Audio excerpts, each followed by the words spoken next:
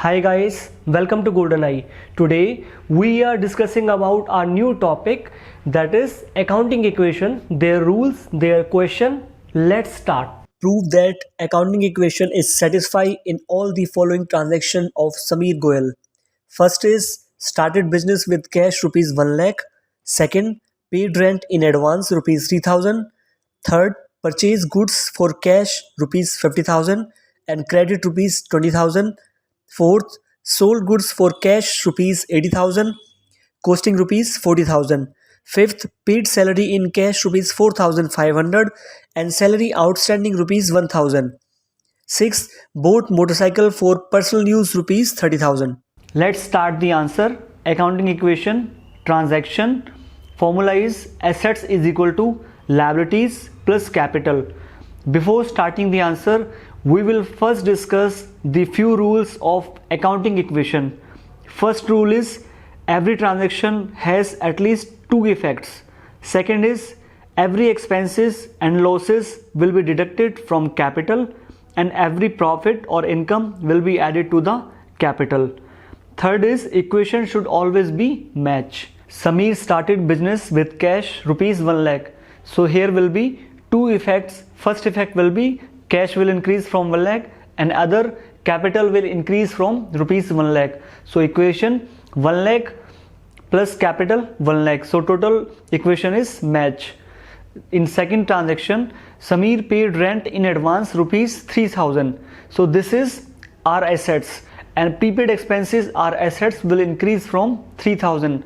So new equation will be out of 1 lakh we have paid advance rent 3000, so total remaining cash is 97,000 plus prepaid assets is 3000, so total is 97,000 plus 3000 is equal to 1 lakh. Our equation is match. Next is buy goods worth rupees 50,000 in cash and in credit 20,000. On cash purchasing goods worth rupees 50,000, cash must have reduced from 50,000. So earlier cash was 97,000. Now after deducting 50,000, cash is 47,000. And we have also purchased goods on credit worth rupees 20,000. It means we didn't pay in cash anything. So there will be increase in creditors of rupees 20,000.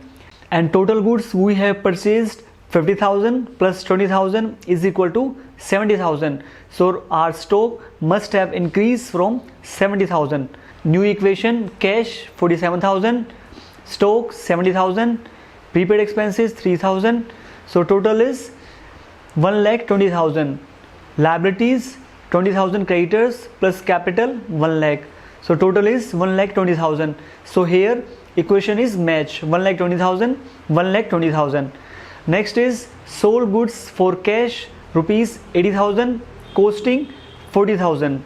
So after selling goods worth rupees 80,000, we must have received cash of rupees 80,000.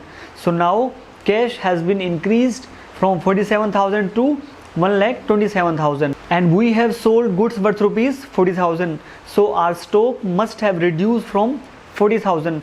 So earlier stock was 70,000 and we have sold goods worth rupees 40,000. So now stock is 30,000. Goods costing was 40,000, but we have sold this goods for rupees 80,000. So there is a income of rupees 40,000. How we get 40,000? 80,000 minus 40,000, then we get income 40,000. So our rule is all expenses and losses will be reduced from capital. All income and profit will be added to the capital. So here is a profit of rupees 40,000. So now we will add 40,000. New equation, cash 1,27,000, stock 30,000, prepaid expenses 3,000, same as it is. There is no change in prepaid expenses. Creditors 20,000, capital 1,40,000. Next transaction is paid salary in cash 4,500 and salary outstanding 1,000 rupees. The salary which is paid in cash 4,500, so cash must have reduced from 4,500. So cash was 1,27,000. So after deducting 4,500, so now remaining cash is 1,22,500. There is no change in stock, prepaid expenses, creditors. So we will write as it is. So outstanding expenses will be increased from 1000 rupees. As salary paid is an expense, so all expenses we will deduct from the capital. So total expenses 4500 plus 1000, then we get 5500. So new equation is 1,27,000 minus 4500, then we get 1,22,500 cash.